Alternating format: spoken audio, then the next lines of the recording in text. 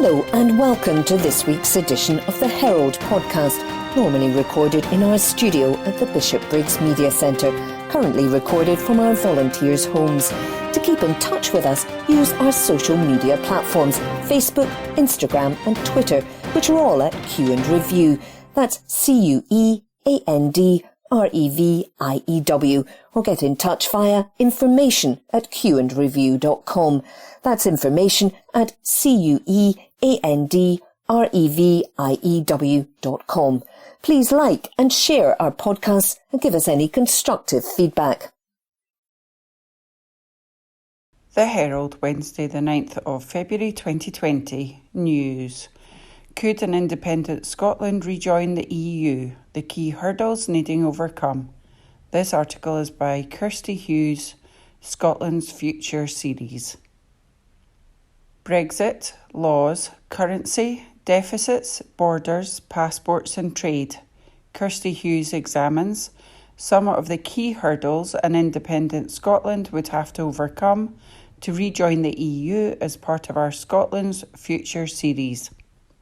Whether and how quickly an independent Scotland could join the European Union frequently provokes intense debate between the pro and anti-independent sides. The pro-union side rush to argue Scotland won't meet the EU's criteria, it will take forever, it's a bad idea, while independent supporters argue after Brexit, Scotland would be rapidly welcomed back in the EU.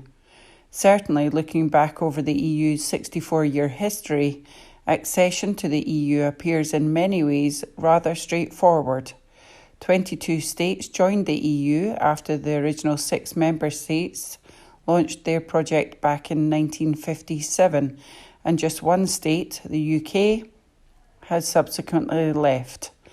It's not obvious why an independent Scotland would look more problematic as an EU candidate country than, say, Greece after its dictatorship, the divided island of Cyprus, or Latvia and Lithuania after decades in the Soviet bloc.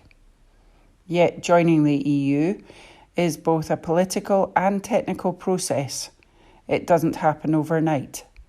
Candidate countries have to face up to taking on board a huge range of diverse, complex laws, institutional arrangements and policy approaches.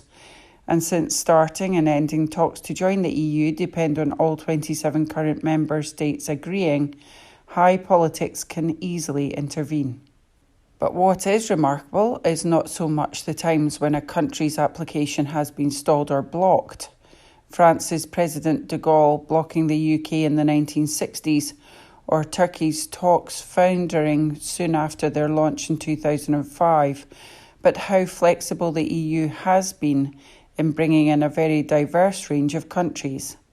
An independent Scotland, in this broad picture, looks well placed to rejoin as a full member state, not least having been in the EU for 47 years as part of the UK. But now Brexit has happened.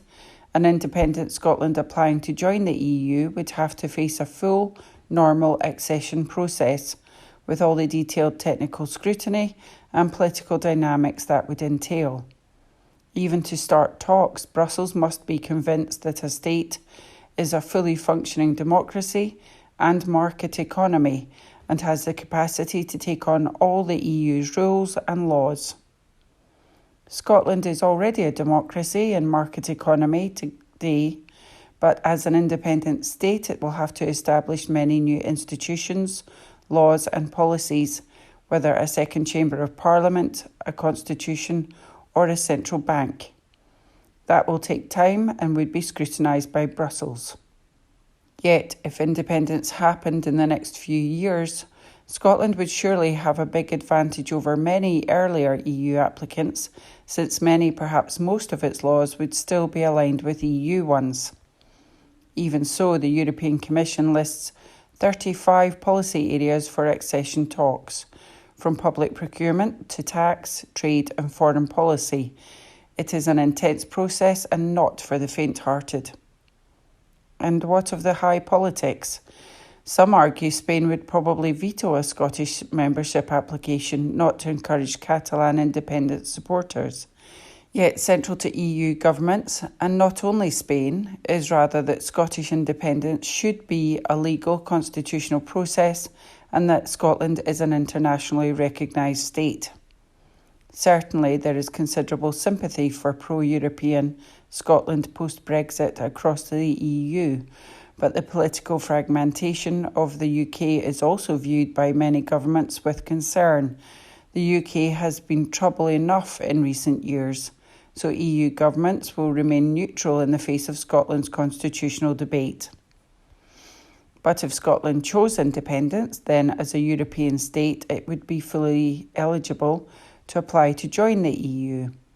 And EU observers, asked to comment on such a scenario, frequently suggest that an independent Scotland would be welcome and face a rather swifter accession process than the more complex path facing current Western Balkans candidates.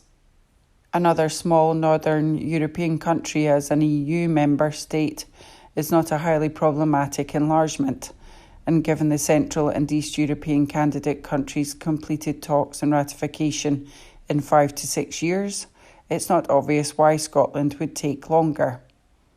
Yet there are obvious hurdles on the way, and it's not surprising that questions of currency, borders and deficits keep reoccurring in this discussion. From an EU perspective, if an independent Scotland was using the pound when it applied to join, this would be unprecedented. An accession candidate using the currency of a third country, the UK, its commitments to price stability and exchange rate concerns all dependent on London. Nor could an independent Scotland commit, as it would have to eventually joining the euro if it didn't have its own currency. But within the vagaries of SNP currency policy, the intention is at some point to introduce a Scottish currency. If that happened before EU accession, likely after all to take at least 5 years from the day of independence, then there would be no problem. If, though, Scotland asked to join the EU while still using the pound, then one of two things would happen. Either this request would be rejected, or it might be accepted on a temporary basis for a small number of years, with a clear transition plan to a Scottish currency agreed. What is also clear is that Scotland would not get a euro opt-out as the UK had, and Denmark has. So while it is unlikely to meet the criteria for being in the euro at the time of joining the EU, it would need to commit to doing so in the future, as all member states must, albeit 8 member states are still not in the euro. A bigger challenge in joining the EU is likely to be meeting the Union's deficit criteria. EU member states are meant to keep their fiscal deficits within a 3% limit. True, these limits are currently suspended due to the economic impact of the COVID crisis, and debate is already underway about changing those criteria to reflect new economic realities, including potentially encouraging climate-friendly investment. But it will be a tough debate and change may be a long time coming. So for now, an independent Scotland's deficit would need to be on a clear path towards the 3% limit by the time it joined the EU. Once in the EU, Scotland's border with the rest of the UK would be an external border of the EU, governed substantially by the EU-UK trade agreement. The challenge of the border is a core one in the independence debate, but viewed from Brussels, establishing a new external border would be essentially a technical task. Arguments over the pros and cons of being in the EU's single market versus Scotland's larger dependence, most of all in services on the UK market, are not an issue for EU accession, but for Scottish politics. But Brussels will have a say over one crucial part of a future England-Scotland border. The Scottish Government is clear that an independent Scotland would expect to be part of the UK-Ireland Common Travel Area, ensuring passport-free travel and the right to live and work across Scotland and the rest of the UK and Ireland. This looks potentially straightforward, but it will require the agreement of the then UK and Irish governments and the agreement of Brussels to Scotland opting out, like Ireland, from the Schengen passport-free zone. Lurking behind all these debates, and not often given the attention they deserve, are questions on three key transition paths: disentangling from the UK, establishing an independent state, and rejoining the EU. Transition options from the UK to the EU, especially on borders, need setting out. As Brexit has shown, setting up a hard trade border is technically and politically challenging and economically damaging, although there will be benefits of opening Scotland's border to the EU 27. For instance, an independent Scotland could ask to stay in the EU-UK trade agreement for a short time while it agreed with the EU a temporary trade agreement ahead of membership, helping to smooth the transition to new borders. Of course, in 10 years' time, given the huge problems the UK government is finding on borders post-Brexit, it may be a better, more open trade deal will have been agreed between the UK and the EU, which would lessen the border challenge. But for now, the reality is the current trade and cooperation agreement, which will determine the border Scotland will finally face to England and Wales. Some, including the Alba Party, argue an independent Scotland should aim instead to join Norway in the European Economic Area, EEA. Yet Norway is a rule taker without a seat, vote and voice at the EU's top tables. And being outside the EU's customs union would cause many of the problems seen today in UK-EU trade due to Brexit. At the same time, being in the EEA would mean a major regulatory border to England and Wales. In the end, an independent Scotland could surely join the EU as a full member state, but it will face political and policy challenges and choices on that path, and it is time to spell out how these challenges would be managed.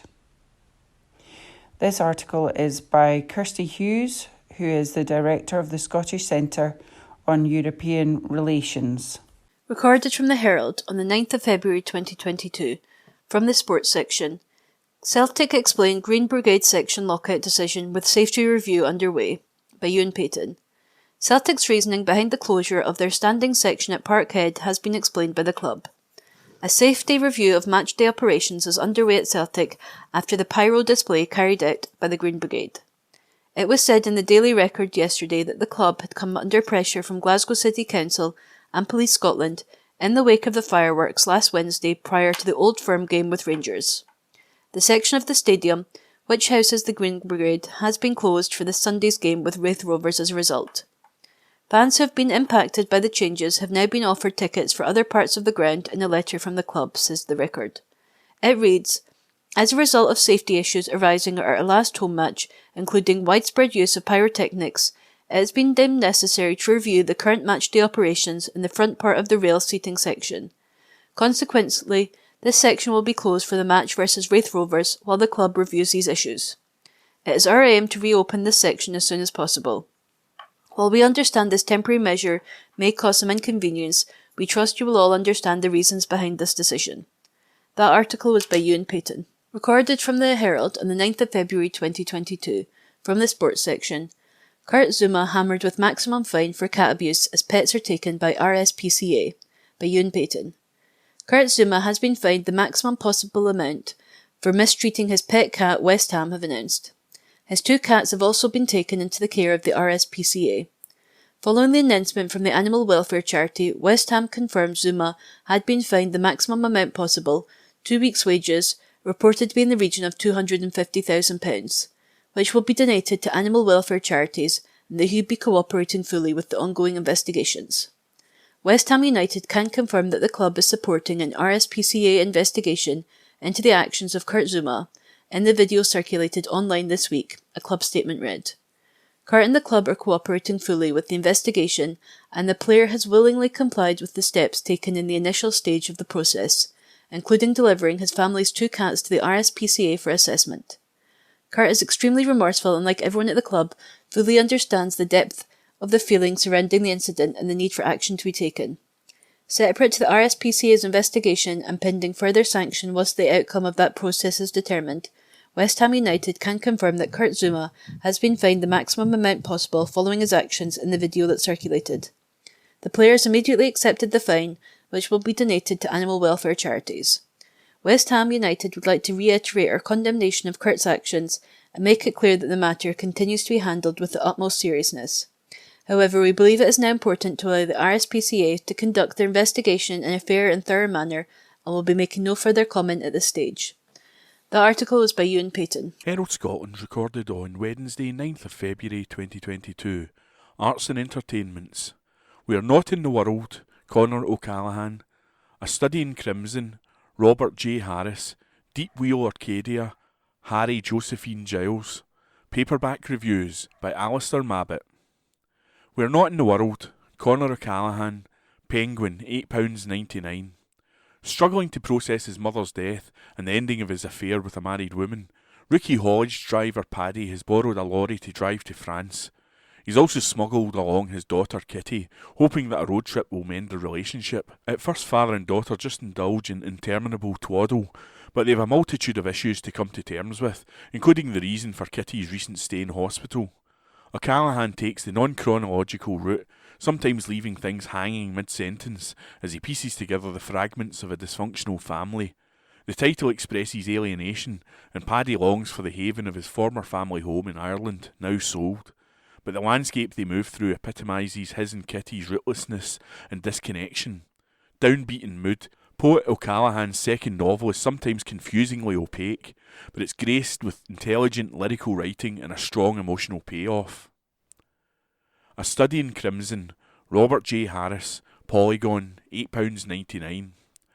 Robert J. Harris, not to be confused with the Fatherland author, has written adventures for John Buchan's creation Richard Hannay, but I find his Sherlock Holmes more engaging. Following the example of the Basil Rathbone films, he has placed Holmes and Watson in the London of the 1940s where, under the cover of Blackout, a copycat is recreating the murders of Jack the Ripper.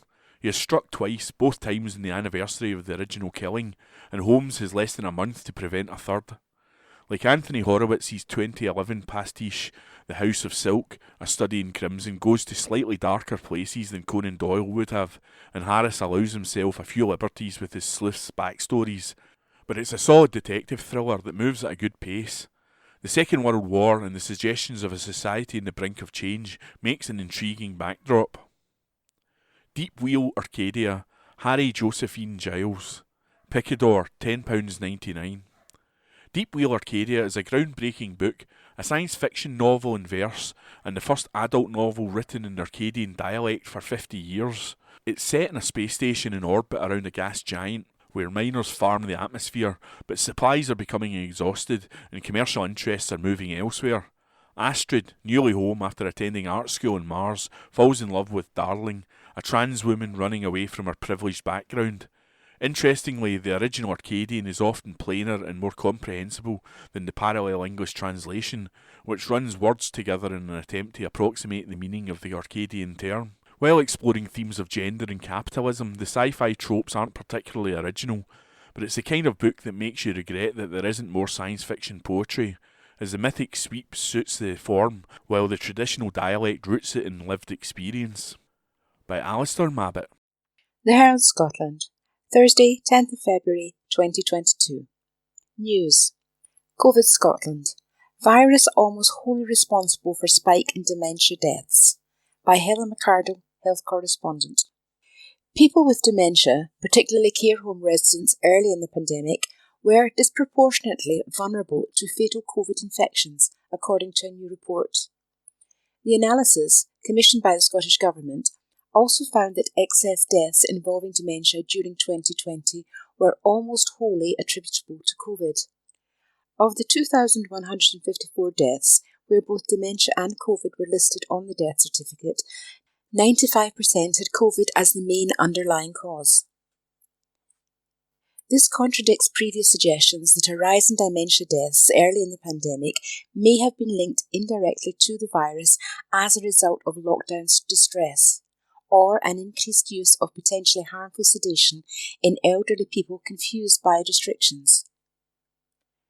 The report also found that 73%, 1,577, of those who died with both COVID and dementia mentioned on their death certificates had passed away in care homes. Henry Simmons, Chief Executive of Alzheimer's Scotland, said their loved ones had been torn apart by grief and loss, and that the report raises many more questions as to why so many people with dementia living in care homes quickly became the victims of COVID-19. He added, "The fact that so many people living in care homes were impacted must make us question the logic and rationale of this form of care for those most vulnerable in our society." The large care home model, with, in many cases, some 30 people or more living together and being cared for with a small team of committees care staff, is born out of delivering the best quality of care within an economy of scale. Perceived cost-effectiveness is at its core, as is the issue of who pays for it. These figures clearly indicate that large group living environments present the greatest risk of virus transmission for people with dementia.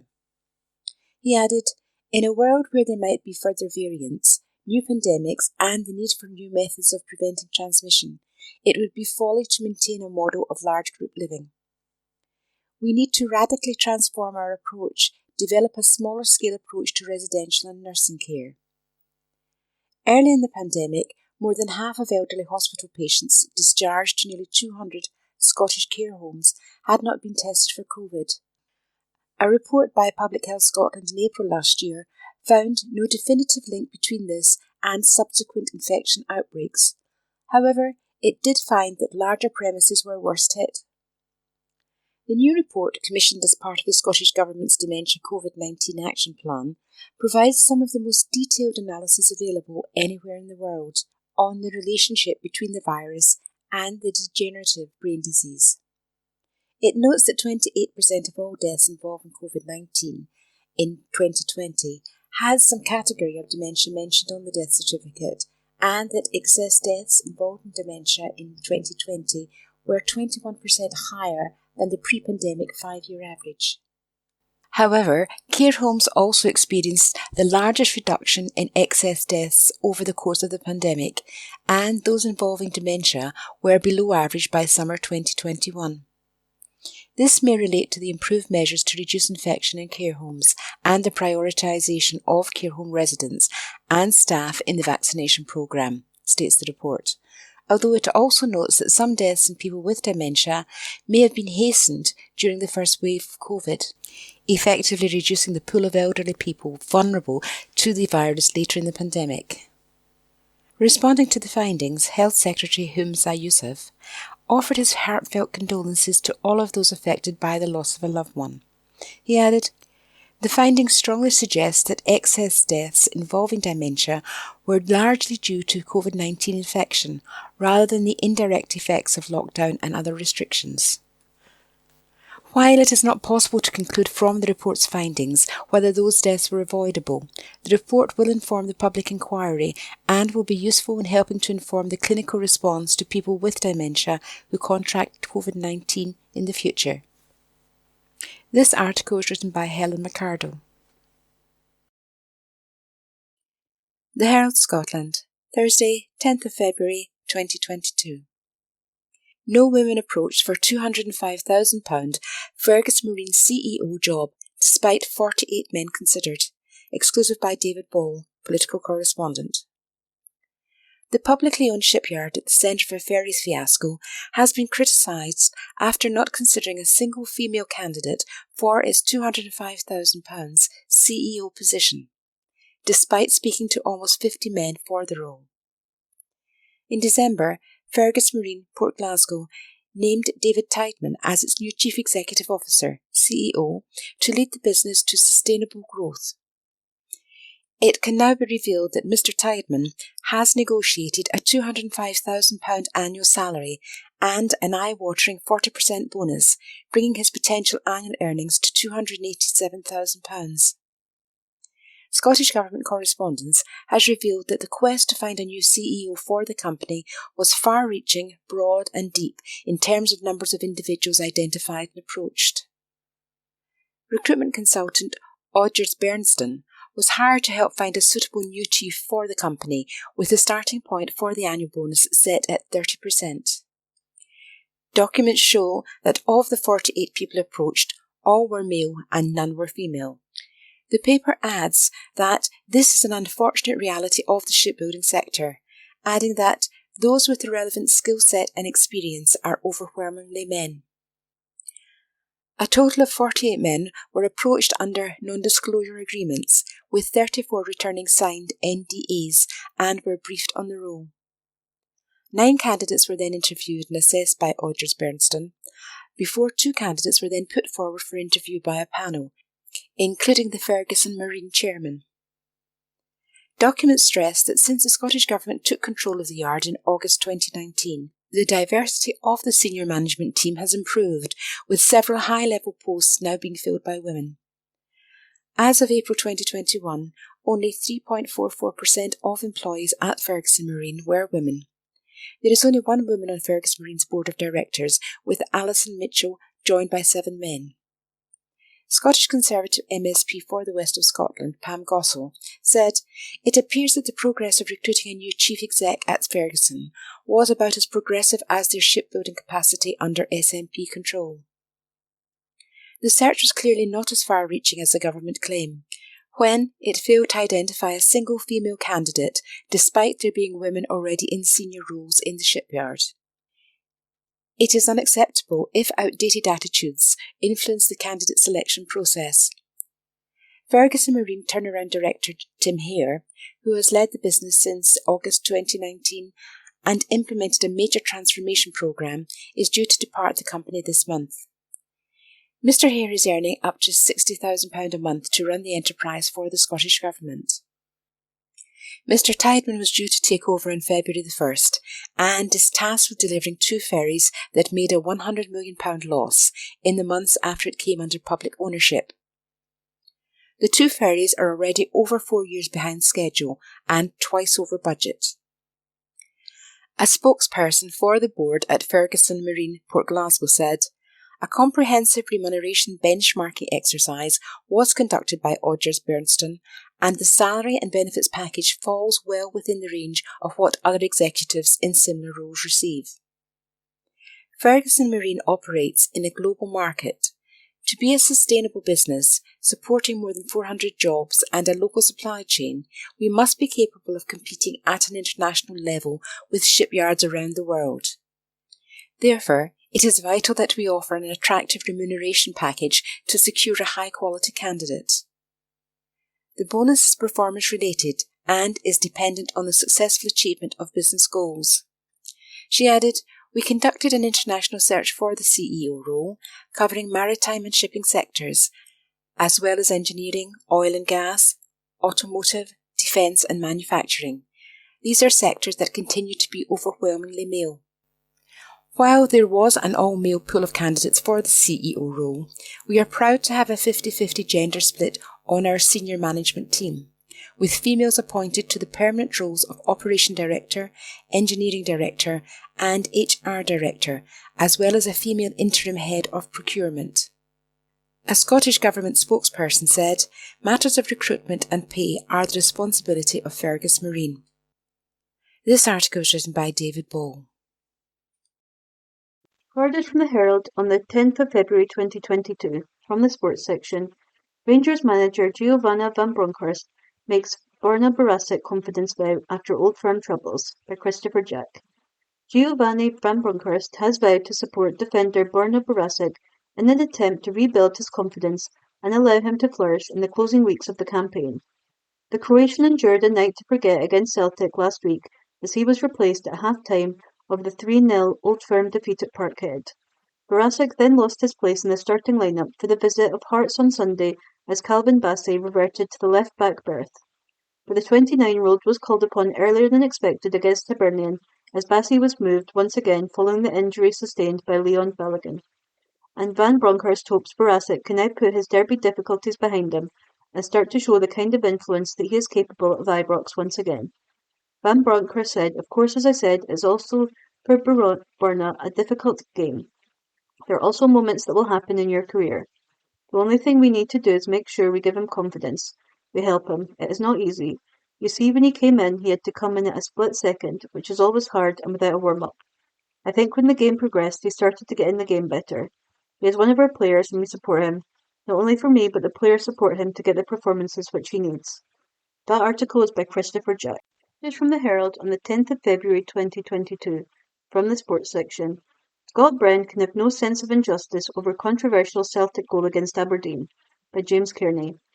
Former Celtic captain Tom Boyd insists that Scott Brown can have no complaints over Jota's winning goal at Pittodrie. Lewis Ferguson had levelled the scores moments earlier as a header from Anthony Ralston sent Jota through to restore his team's lead. Celtic winger Liel Abada was in an offside position as Aberdeen's David Bates ran into him, provoking the anger of the Dons players, as Brown unsuccessfully argued that the goal should not have stood. However, Boyd believes Brown doesn't have a leg to stand on, as the combative midfielder was embroiled in a similar incident at the other end of the park as he tussled with Carl Starfelt in the build-up to Christian Ramirez's goal. Commenting on Brown's reaction to Jota's goal, Boyd told Celtic TV, "Well, Scott Brown has fouled Starfelt and denied him getting the block out for the goal that got them back into the game." Celtic TV commentator Jerry McCulloch then suggested that Abada had interfered with play. Boyd replied, "Well, so was Scott Brown. Two wrongs don't make a right, Jerry. Starfelt had read the situation and Scott Brown was holding him back. He couldn't get out to block the challenge. They can have no sense of injustice. If you talk about things being even over the course of a season or even the course of a game, that's what has happened. There's a foul from Scott Brown and Starfelt. It was the very same as Abada, so there we go." That article is by James Kearney. The Herald, Friday the 11th of February 2022. News.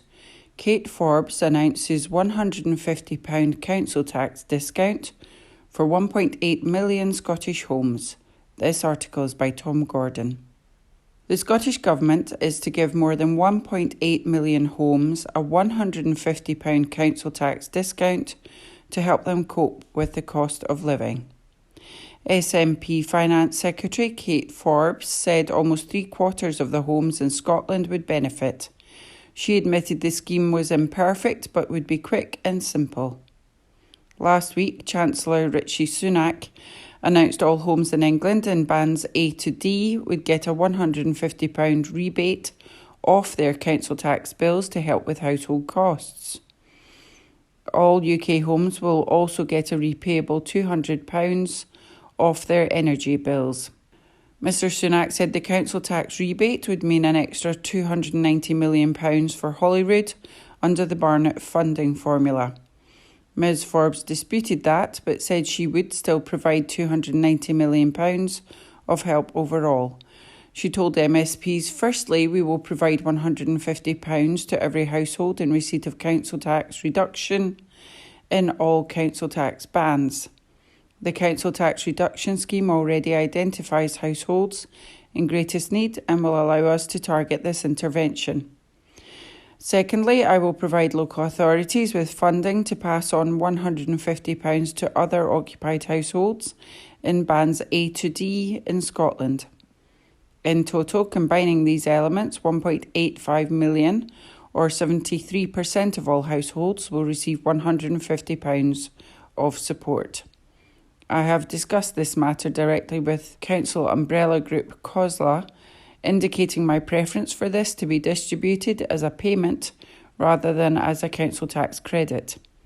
However, due to the urgency of mobilising this funding quickly, councils will have a choice. They can deliver a direct payment or a credit to council tax accounts, as long as it can be done in April. This is clearly an imperfect scheme. It will reach some households who may not need this, but it is the only route we have to make sure we reach those for whom it will make a difference quickly and simply. So the third element of the package is that I am also announcing £10 million in 2022-23 to continue our fuel insecurity fund to help households at risk of self-disconnection or self-rationing their energy use due to unaffordable fuel costs. This package today is in addition to the further £120 million I announced previously for local government in 2022-23 to ease their pressures and help prevent inflation-busting council tax rises. This article is by Tom Gordon. The Herald, Friday the 11th of February 2022. News. Why rejoining the EU isn't the unmitigated positive some Yes supporters believe it to be. This article is by Ros Foyer, Scotland's Future series. Perhaps only rivalled by the incompetence and heartlessness of the current Tory government, Brexit is the single biggest reason why the prospect of a second independence referendum is a possibility. The democratic case for a second vote was enhanced because a material change in Scotland's relationship with Europe was made against the wishes of a large majority of its citizens, and because, at least temporarily, support for independence increased following the vote to leave. Fundamental to the case for independence in 2014 was the vision of a nation within the EU able to grow its economy in a comparable way to other small European nations. Social Europe would provide a cushion, and the economic trade bloc would mitigate against downsides. Fears over the instability of the fledgling independent nation and concerns over currency were to be assuaged by keeping the pound and the UK Central Bank. It was for this reason that one of the major debates in 2014 was over whether Scotland could indeed retain EU membership if it was no longer in the UK. Now the mainstream case for independence centres on becoming an EU member alongside an RUK, which will not be. This presents a range of new problems. The STUC opposed Brexit, though this was a majority rather than a unanimous decision. In terms of immediate economic impacts, our position has been vindicated. Alongside the obvious impact of COVID, many of the challenges facing workers and their families across Scotland are a direct result of Brexit, including shortages and escalating prices of food, consumer goods and energy. Our rights are also at greater risk. The UK's lack of employment rights were often countered by EU legislation and access to the European Court of Justice as a last resort to make the UK comply with fair treatment of workers. Free movement of labour was also important for many livelihoods, including musicians, performing artists, and those in the creative industries. The UK's government's intransigence on EU-wide agreements for these workers puts many livelihoods at risk. Free movement, provided it is aligned with wage growth, strong employment protections for both migrant and Indigenous workers, is something the STUC strongly supports more generally. Few commentators doubt its economic benefits given demographic change in Scotland, and the cultural benefits of open borders should not be forgotten either. Brexit has also proved to be a threat to devolution. The Internal Market Act encroaches on the ability of the Scottish Parliament to set policy and make decisions in areas such as procurement and food standards. Many suspect that we are in the middle of a Westminster power grab, presenting a more sustained threat to devolution. So, it's no great surprise that the SNP's Sustainable Growth Commission was created in Brexit's wake, and that it is so highly focused on the policies required for EU re-entry. But as mentioned earlier, European re-entry alongside the proposal for sterlingisation has created new problems for those who support yes. The Growth Commission is nothing if not honest in presenting some major fiscal challenges associated with EU membership, which presents the spectre of a lengthy period of austerity to conform with its rules. Put simply, whilst the Scottish public supports re-entry to the EU, it may be less keen on the policy measures required to do so. A new trading relationship with the RUK would at the very least become more complicated and quite possibly be detrimental to the health of the new Scottish economy. And it should not be forgotten that the support of the STUC and many others for remaining in the EU was a long way from being an endorsement of its existing fiscal policies or its trade rules.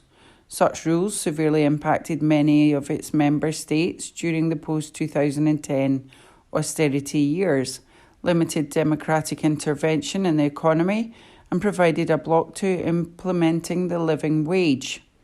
It would certainly be an irony if those arguing that a Scotland free from the UK would be able to effect meaningful economic and industrial change found it just as hard to support jobs, build sustainable growth and effect social change within the EU. Given all these factors and given that a fair-sized minority of independent supporters oppose EU re-entry, the issue of EU membership is unlikely to be the unmitigated positive for the cause of independence that some of its supporters believe it to be. This article is by Ros Foyer, who is the STUC General Secretary. From the Herald Scotland, Friday the 11th of February 2022, from the sports section. Aaron Ramsey to Rangers permanent deal latest from Fabrizio Romano, by sports writer Ewan Payton. Rangers' deadline day swoop for Aaron Ramsey is undoubtedly one of the biggest transfers in Scottish football history. The Welsh star joined at Ibrox club on loan from Juventus, coming to Glasgow with a wealth of Premier League, Champions League experience. When renowned journalist Fabrizio Romano broke the news early in the morning of January the 31st, not many believed him. However, the Italian was always confident that the 31-year-old was Glasgow bound, despite Premier League interest in the midfielder. He told Football Scotland, Juventus were looking for a solution and so were exploring the market with his agent. There were many opportunities in the Premier League, but the player was not attracted. Rangers was a super and fascinating opportunity for the player, so Juventus were open because he's been very unlucky there with injuries and other problems. He was never performing at his famous level there, so Rangers were really fast, really smart to jump at the opportunity for the loan. They'll have the priority in the summer to make it permanent, but it's too early now to see whether it'll happen or not. They're for sure happy to have a player like Aaron Ramsey in their team. I think it's a very good statement from Rangers to sign players like Ramsey, but also Amad Diallo. He's a player for the future, and even though it's a loan, it's a message. He's a fascinating project. I think Scottish football in general is a game that's very fascinating. For Rangers and Celtic are both doing a great job. They're back at the top level and that's important to sign important players as they're doing. The message is absolutely positive. And that article is by Ewan Payton. From the Herald Scotland, Friday the 11th of February 2022, from the sports section. Winter Olympics. Cross-country skier Andrew Musgrave disappointed after 15km showing in Beijing. By Tom Harrell. Cross-country skier Andrew Musgrave was more mystified than at any time in his 13-year career by the way he slowed to crawling pace at the Olympic 15km in Beijing. The Scot was inside the top 20 through the first 3.5 kilometres, but struggled badly on the second circuit of the course and finished 46th in a time of 41 minutes, 44.7 seconds. It left Musgrave searching for answers and, for the first time, failing to find them. To be honest, I'm super disappointed and I can't really understand what went on, said the 31-year-old. In the build-up to the Olympics, everything has gone to plan. I haven't had any issues, but this was just so far off what I expect, and I don't understand. It feels a wee bit different. In previous times, if I've not raced so fast, there's always been a bit of an explanation. I haven't got a clue what's going wrong. Classic has always been my weaker discipline and freestyle should be better. But at the same time, I've got to have a better feeling than that. Musgrave covered the first 3 kilometres in a sprightly 8 minutes 36.6 seconds, but faded, believing he got the balance of his effort wrong. At this altitude, you've got to go out and feel like you've got a bit of gas left in the tank for the second lap, he said. I felt like the first lap was alright, not too bad, but going out in the second lap when you've got to try and increase the speed, I just felt dead and didn't manage to increase the pace at all. Instead of doing that, I started crawling. It was also a tough day at the office for Andrew Young, who, like his long-standing teammate, favoured neither the distance nor the technique. Young began his Olympic campaign in Tuesday sprint, and having recently recovered from a bout of COVID, found the tight turnaround tricky and finished 51st in 42 minutes and 24 seconds. It was a tough day for me, said Young. I struggled a little bit to recover after the sprint a few days ago, so I was a bit tired. I pushed hard all the way and made the most out of it. So, with the situation, I'm pleased with how it went. It's clear that missing training due to self-isolation and post-viral fatigue has totally shifted the dial in Young's expectation for his fourth games. It has changed from being in my best ever shape and wanting to get top results to wanting to just make the best of the situation, said Young. I just want to do good races tactically and technically now. It has changed my mentality coming in. Young and Jay's Cognac would have broken the ground for Britain at World Cup level in the team sprint event, slated for Saturday. I think our absolute dream would be make the final, which is the top 10, he said. There are a lot of things that have to go right for us to do that, including the draw, as the semi-finals are drawn, and if we get the right draw, we could end up being in the final, but that is a tough and lofty ambitions for us. Obviously, Jimmy didn't have the best race in the individual sprint, finishing 40th, and I've not been in the best shape with all things considered. We will definitely do everything we can to make that final, and if we did that, it would be fantastic. And that article is by Tom Harrell. Herald Scotland recorded on Friday, 11th of February 2022. Arts and Entertainments. Issue of the day. Content Warnings for the Classics by Maureen Sugden, reporter. Long regarded as a literary jewel, The Tale of Orphan Oliver Twist is among a raft of historic works given a trigger warning in case students reading it for the first time get upset, while across the Atlantic, book bans rise. A trigger warning for what? The Royal Holloway, the University of London, has added a content note to Charles Dickens' classic tale of poor orphaned Oliver, advising readers of its themes of domestic violence, racial prejudice and child abuse. Why? Staff say it is in case the themes and overall content sparks anxiety or distress as readers follow the sad life of Oliver, born into a workhouse and sold into an apprenticeship with an undertaker, before meeting the artful Dodger, a juvenile pickpocket on the streets of London. It's a classic. Dickens' second novel was published as a serial from 1837 to 1839, and then a book in 1838, going on to become the subject of an array of famous adaptations, including a 1968 movie and a hugely successful musical, Oliver, with music and lyrics by Lionel Bart. There are some very sad scenes. The most memorable scene sees Oliver, desperate with hunger and reckless with misery, darling to ask, "Please, sir, I want some more gruel," only to be hit with a ladle by the master of the workhouse. Hence the warning. The content warning in the Victorian Literature, Art and Culture MA course came to light after a Freedom of Information (FOI) request by the Mail on Sunday. A Royal Holloway University of London spokesman said, "We recognise our responsibility to support the mental health and well-being of our students, and content warnings are part of this. Their use is a standard and accepted practice within academia, and they exist to educate and inform students in advance around potentially sensitive topics which could cause them anxiety or distress, perhaps as a consequence of past experience." It's not the only novel impacted. The FOI found the University of Northampton had also issued a trigger warning for George Orwell's novel 1984, which at its core warns of the dangers of censorship, saying it contains explicit material which some students could find offensive and upsetting. Meanwhile, Salford University has issued content trigger warnings for Charlotte Bronte's Jane Eyre and Dickens' Great Expectations, advising both works contain passages readers might find distressing. Is this a global issue?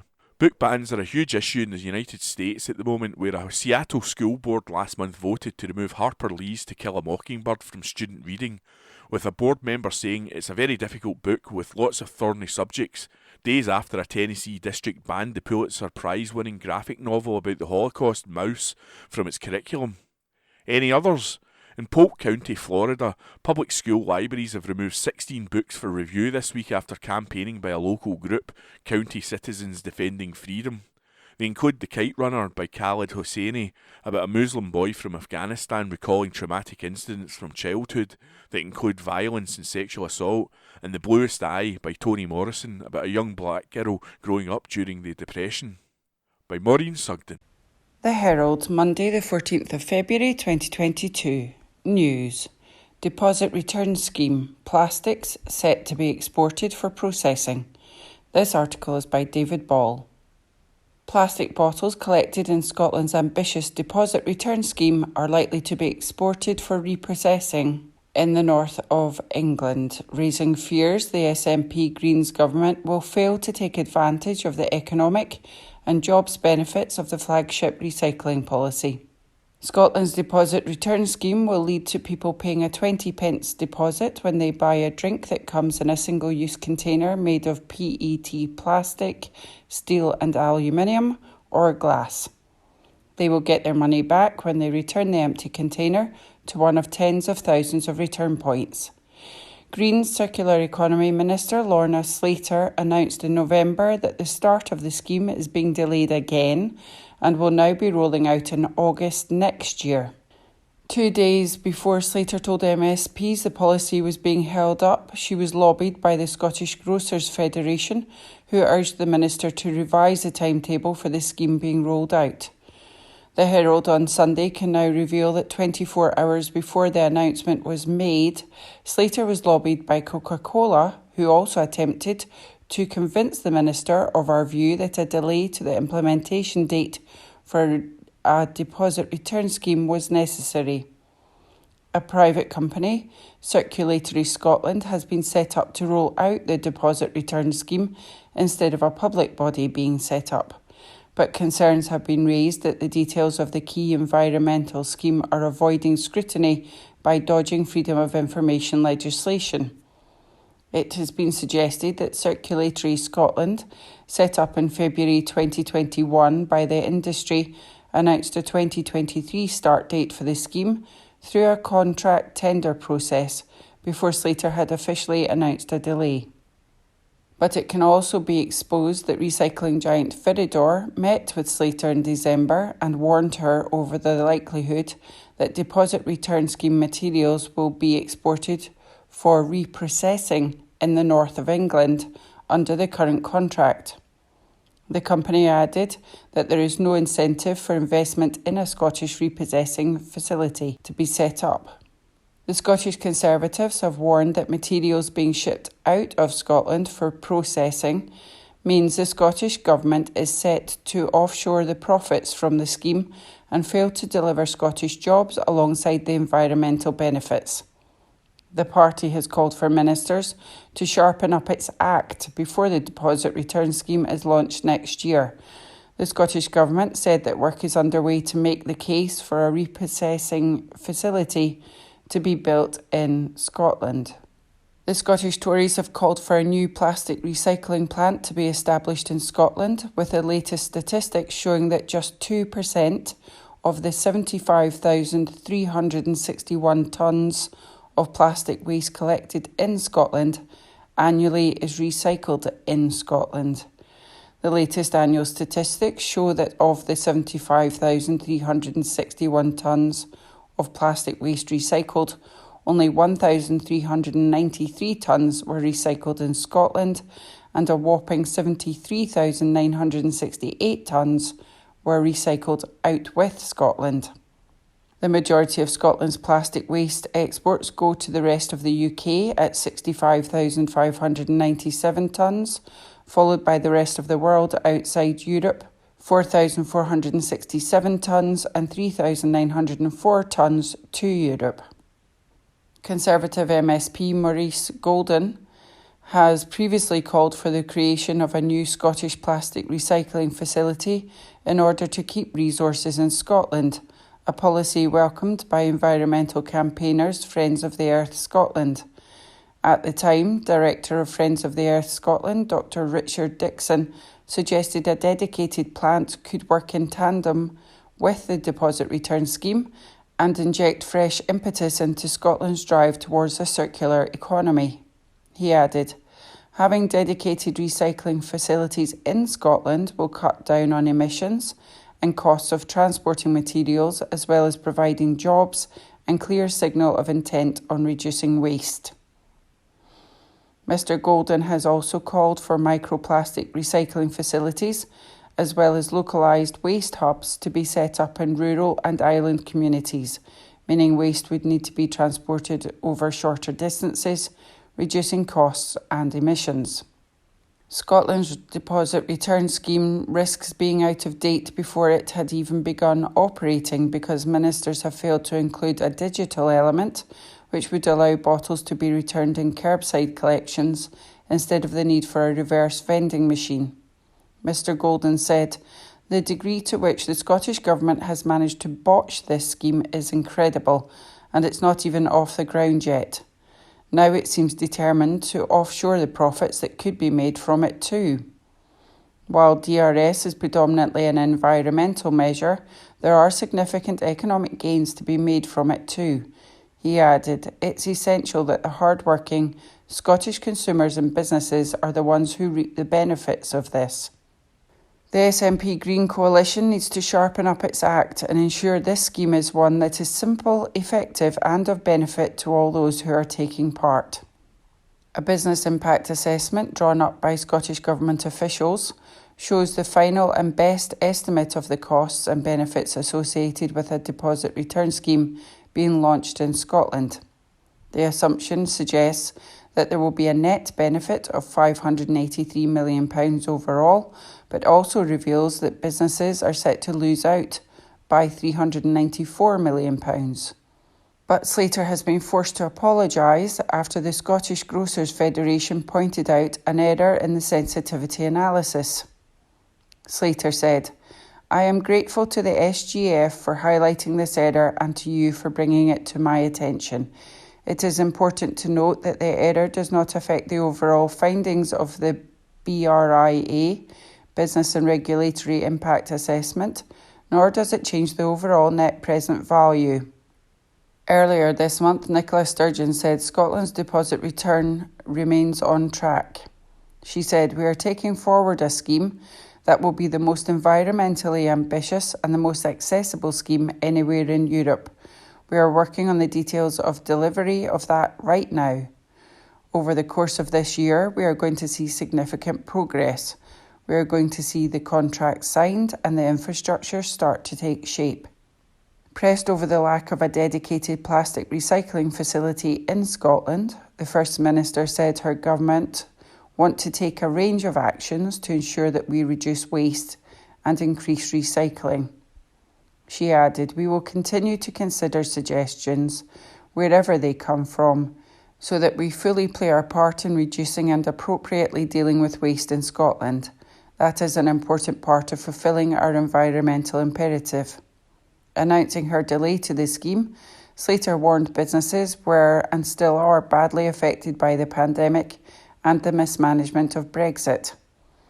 She added that there have also been unresolved issues, including a lack of clarity from the UK government on the VAT treatment of deposits, which she warned adds unnecessary cost, time delay and risk to the project.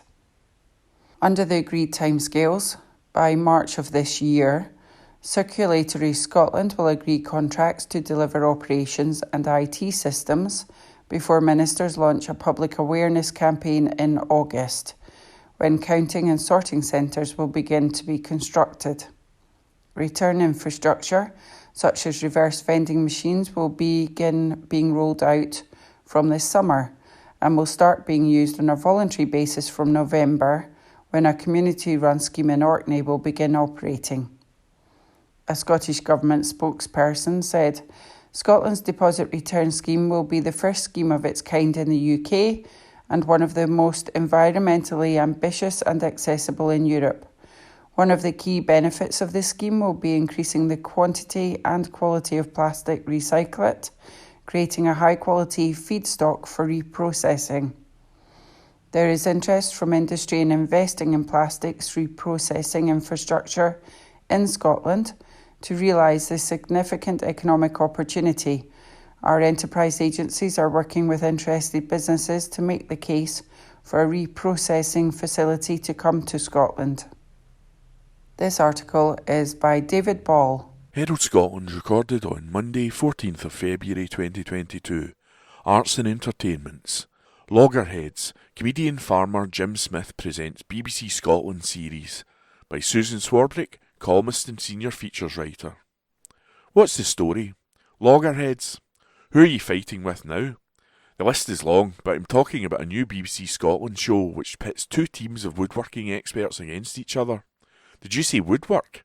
Affirmative. The format sees contestants go head to head with each other in the clock as they seek to turn freshly felled timber into spectacularly crafted pieces. I'll need more information. The 6-part series, presented by comedian farmer Jim Smith, tests the creative mettle of the teams as they traverse the rugged wilds of Scotland, visiting a different area each week and attempting to impress a local judge with their efforts. First up is Glenwood, near Traquair in the Borders, where the opening episode sets the challenge of transforming spruce into something that will prove useful to the many groups who are working to rewild the woodlands. Isn't it bad to chop down trees? According to the programme's blurb, loggerheads will use trees felled as part of the woodlands management plans. Anything else? Freshly cut timber can be a tricky beast to work with at the best of times, but the team will also have to grapple with an unrelenting adversary, the Scottish weather, as they face everything from scorching sun to howling winds and torrential rain. When can I watch? Loggerheads begins on BBC Scotland Thursday, 8:30pm. By Susan Swarbrick. Herald Scotland recorded on Monday, 14th of February 2022. Arts and Entertainments. TV. 5 Scottish thrillers and crime novels headed for our screens. By Susan Swarbrick, columnist and senior features writer. With 2 big-name TV series coined by Val McDermid, Tracy's and Karen Pirrie, soon to air, here are 5 other Scottish authors whose thrillers and crime novels are set to make the leap from book to screen. Denzel Merrick. Game of Thrones star Rory McCann is to play the lead in an adaptation of Denzel Merrick's million-copy-selling DCI Jim Daly series after the TV rights were snapped up by Ocean Independent / Fudge Park last year. The drama will be written and directed by Scottish playwright and screenwriter Anthony Neilson, whose past credits include Sky Atlantic's hit show I Hate Susie. Harriet Tice. Blood Orange, the best-selling debut novel from lawyer-turned-author Harriet Tice, has been optioned by World Productions, the makers of Line of Duty and Bodyguard. The psychological thriller follows a high-flying criminal barrister taking on her first murder case at the same time as her personal life descends into chaos when an affair leads to dark obsession. Doug Johnson. 3 generations of Edinburgh women running a family funeral director business with a sideline as private investigators are at the heart of this must-read domestic noir series. The first novel in Doug Johnson's quartet, A Dark Matter, has been optioned as a TV drama by Glasgow-based production company Blazing Griffin. Helen Fitzgerald. Glasgow-based Synchronicity Films previously adapted Helen Fitzgerald's novel Cry into a 4-part BBC drama starring Jenna Coleman as a young mother whose baby mysteriously disappears. The production company has since optioned 2 more of her books, Ash Mountain and Bloody Women, as TV projects. The Australian-born author has lived in Scotland for more than 30 years, so we can claim her as ours. Craig Russell. Another in the Synchronicity Films slate is Craig Russell's Lennox series, with plans afoot to adapt the 1950s set crime novels for TV. Writer and producer Robert Murphy, whose series credits include DCI Banks, Inspector George Gently, Shetland and Vera, is attached. The titular Lennox is a private eye, born in Scotland but raised in America after the Depression. By Susan Swarbrick. The Herald, Tuesday the 15th of February 2022. News. SNP leadership face backlash from party grassroots over Freeports. This article is by Tom Gordon. SNP activists have challenged the party's leadership over a £52 million plan for 2 Freeports under Boris Johnson's levering up agenda. The SNP trade union group said the decision to work with the UK government risked undermining devolution and opening a lawless backdoor into the Scottish economy. Reminding ministers it is SNP party policy to oppose Freeports unless they meet 6 stringent tests, the group said it would raise the issue with the SNP's ruling National Executive Committee. The 2 sites, which will be named in the summer, are designed to boost economic growth by offering tax breaks and other incentives to businesses in them. Centred around docks, airports or railheads, the Freeport zones are up to 45 kilometres across Aberdeen, Cairnryan, Cromarty, Dundee and Moss End Rail Terminal are candidates. The SNP initially refused to work with the UK government on the idea, but has now relented in return for the sites being called green free ports north of the border. The SNP claims fair work and decarbonisation will be central to this scheme, but there is no legal duty on bidders to run free ports to hit targets or guarantee wage levels. As Mr Johnson yesterday promoted the green free ports on his visit to Scotland, the Scottish Greens attacked their SNP partners in government over the plan.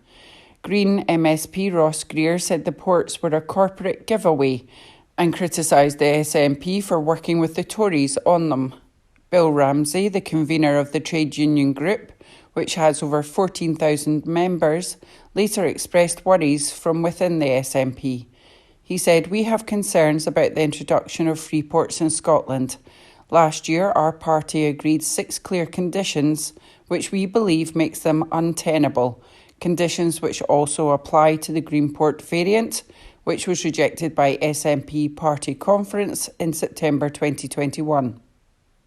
We of course recognise that as long as Scotland is part of the UK, any Scottish devolved administration has a duty to work with the UK government and to attempt to alleviate and or mitigate any policies of the UK government that are potentially harmful to Scotland.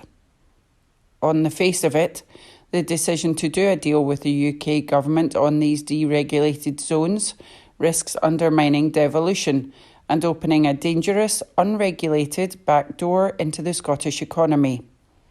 We will be raising this at the SNP's National Executive Committee and seeking urgent answers from the Scottish Government's Finance Secretary, Kate Forbes, about how all 6 conditions for free ports and green ports, agreed as policy by the SNP, will be met and what statutory powers the Scottish Government can exercise to guarantee compliance. The motion passed by the SNP conference expressed concern that free port proposals by the UK Government are a part of the agenda to undermine devolution and that free ports have historically been a haven for criminality such as money laundering and people trafficking. It added, they also allow those operating within them to erode workers' pay and conditions. The only way a free port should be operated is with the consideration for the entire community in which it is sited and is fair and just to all, and with correctly staffed controls by all relevant agencies, not just in the immediate vicinity but across the wider geographical area. The policy laid out 6 tests for free port operation. All businesses within them must pay the real living wage as a minimum, as well as abiding by fair work practices. Mandatory trade union recognition. All businesses in free ports to help hit Scottish net zero targets. Local councils fully funded to cope with the free ports. Full compensation for local communities adversely affected by free ports, paid for by the businesses operating within it. Full health and safety, environmental and other law enforcement operating inside free ports. The motion concluded conference agrees, therefore, that without securing the 6 requirements set out above in their entirety, free ports should not be established or permitted within Scotland. Ms Forbes yesterday said green free ports were very distinctive from the kind previously rejected by her government, saying host sites would have to commit to net zero by 2045 and embed fair work, though these are not to be legal duties. However, Scottish Office Minister Ian Stewart later appeared to undermine her by saying the pursuit of net zero had also been central to free ports in England, where bidders must help deliver net zero by 2050 rather than 2045. This article is by Tom Gordon. The Herald, Tuesday the 15th of February 2022. News. £25 million of fees paid to experts handling Rangers' collapse as creditors lose over £90 million. This article is by Martin Williams.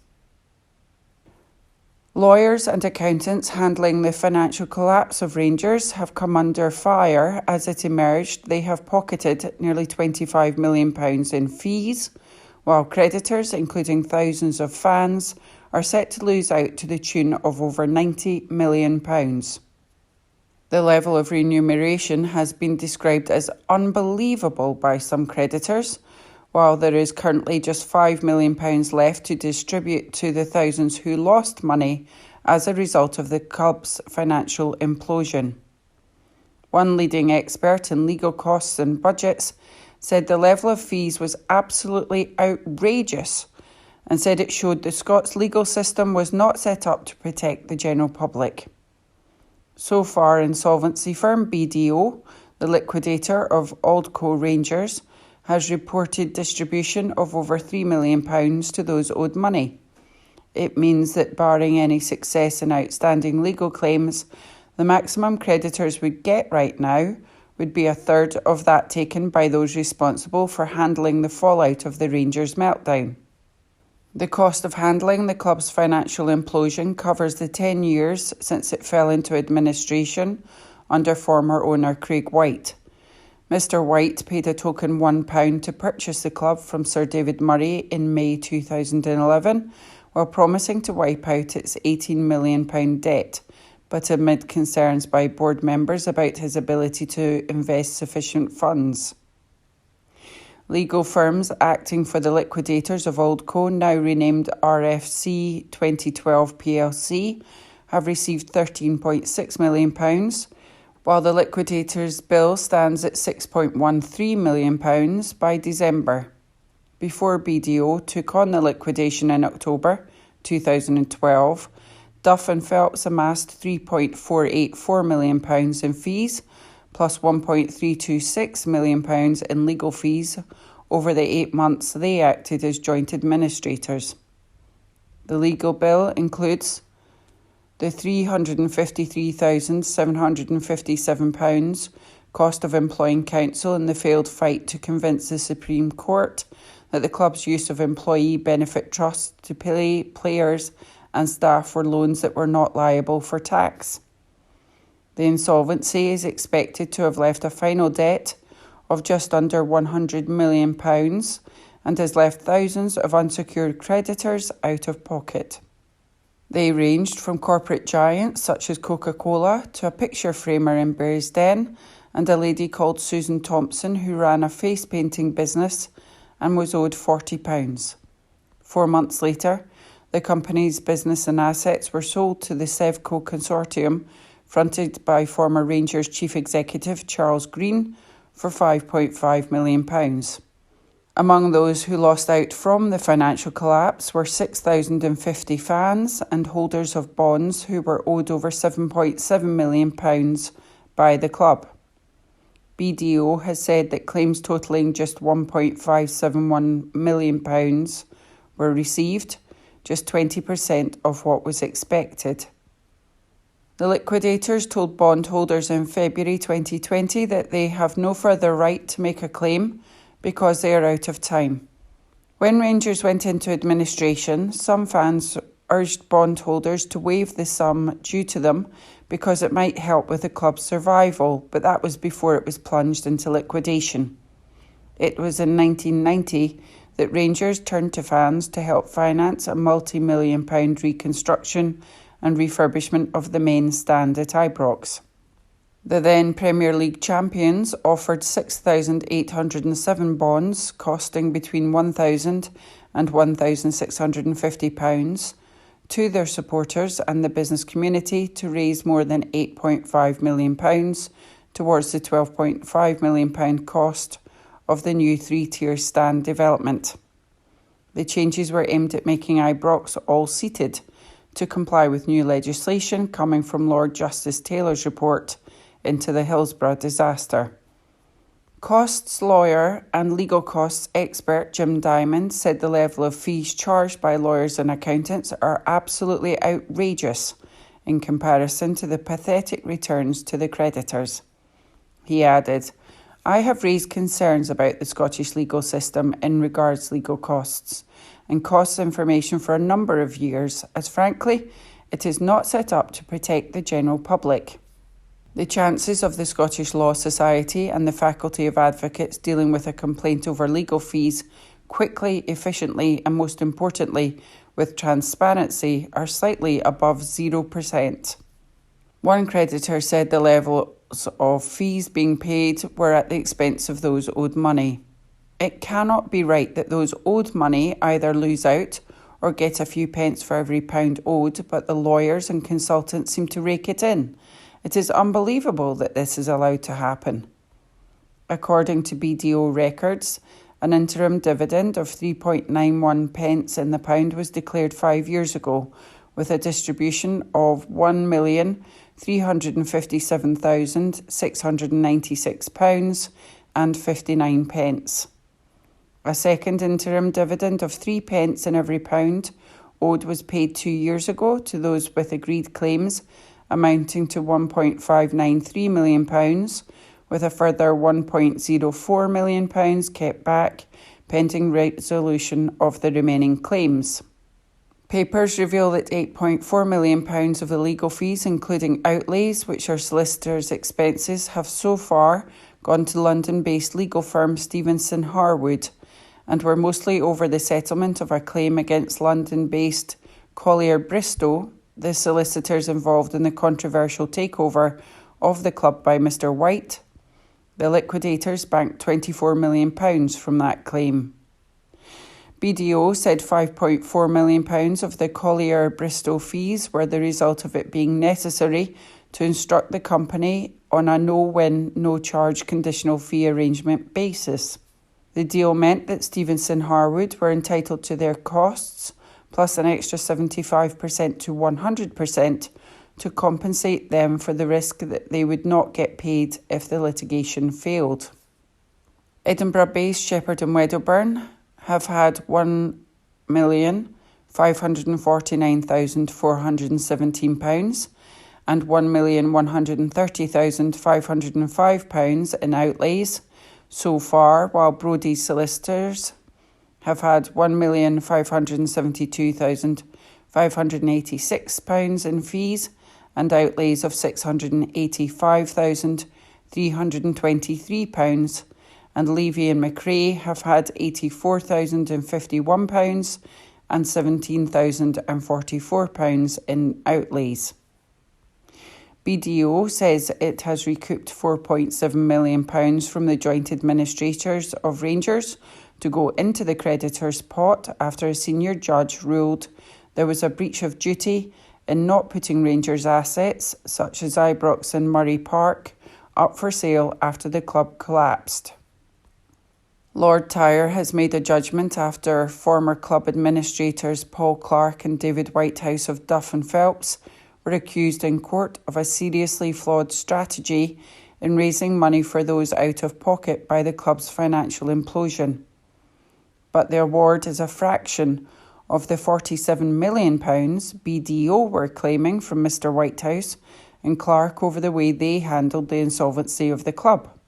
Lord Tyre found in favour of BDO, saying breach of duty compensation was due to the loss of a chance to lease and sell Ibrox at £750,000 and a loss of a chance to sell Murray Park, £850,000.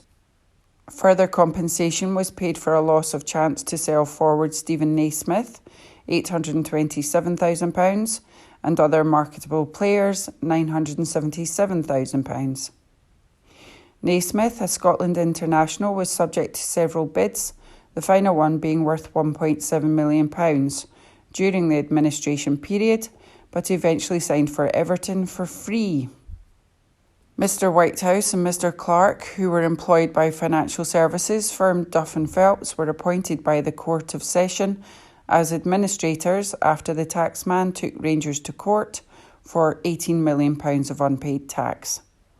Mr. Whitehouse and Mr. Clark went on to sell the business and assets of the old company that ran Rangers to Charles Green's consortium for £5.5 million.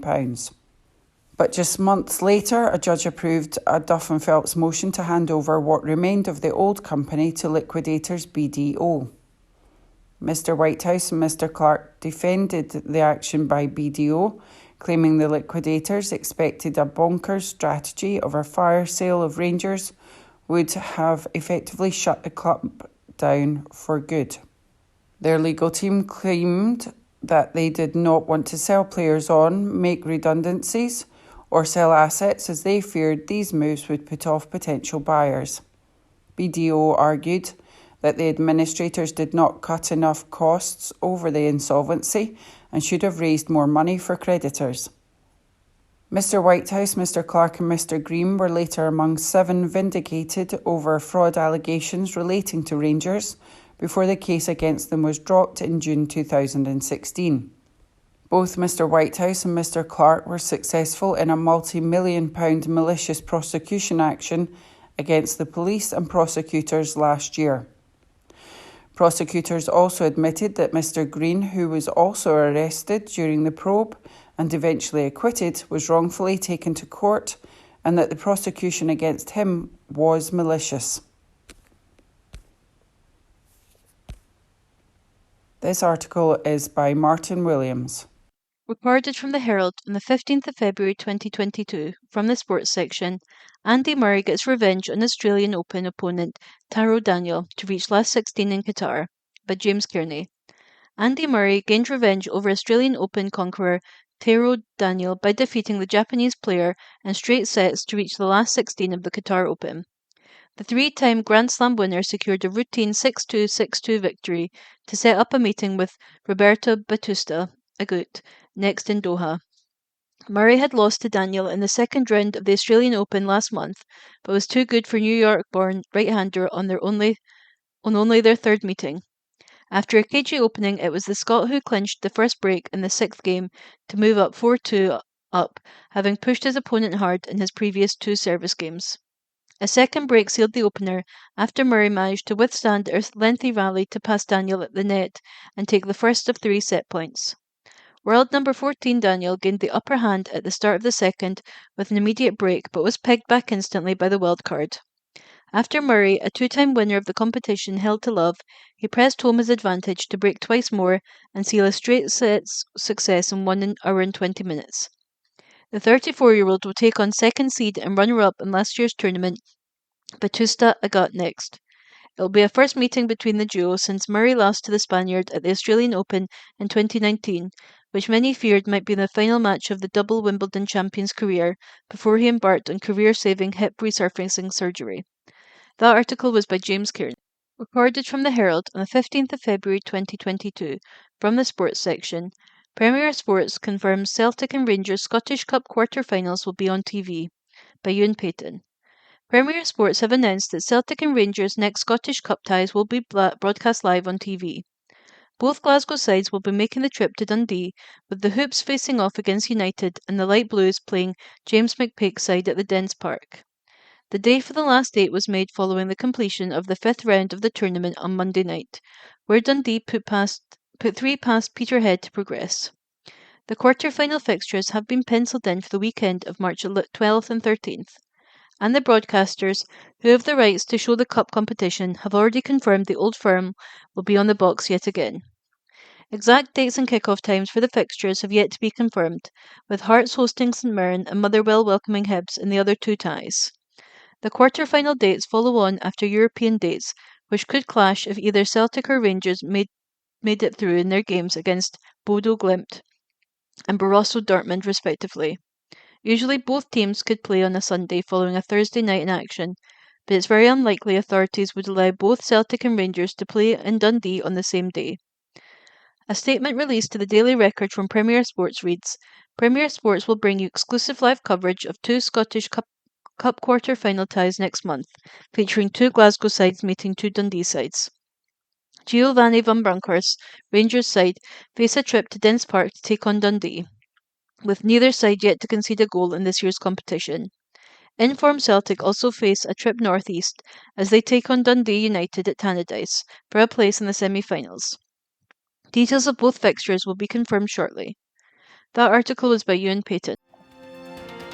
And that was this week's The Herald podcast, normally recorded in our studio at the Bishop Briggs Media Centre, currently recorded from our volunteers' homes with the publisher's kind permission.